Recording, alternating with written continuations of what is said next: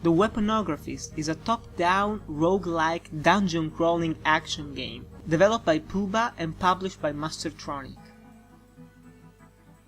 World-famous demon hunter Doug McGrave has been cursed by a witch for refusing to rid of demons the town of Hellside. Now he is constantly losing power when he isn't killing demons, and he is forced to help save the village from evil. This is as far as the story goes. It's essentially pointless. The few lines of dialogue spoken by the townspeople are funny. There's nothing more. The game isn't particularly stylish.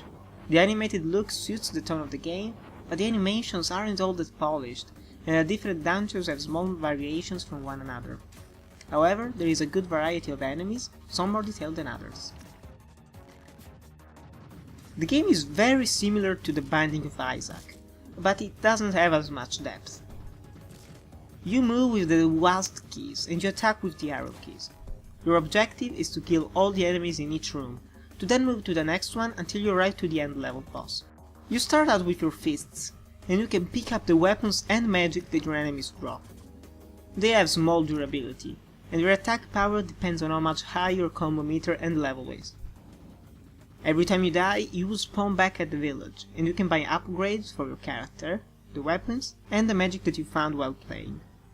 You can either choose to start from the first level, or load a checkpoint that is usually found in the room before the boss. There are many weapons to pick and use, each with different pros and cons, as well as some magic spells that you should only use when facing a boss. Most of the time, you won't find yourself in much trouble. The enemies have predictable patterns that are easy to understand, and the higher your combo is, the stronger your attacks are. The bosses at the end of each dungeon are the most challenging part, but the possibility to reload the checkpoint, that is usually before the room, makes it less frustrating than it should be.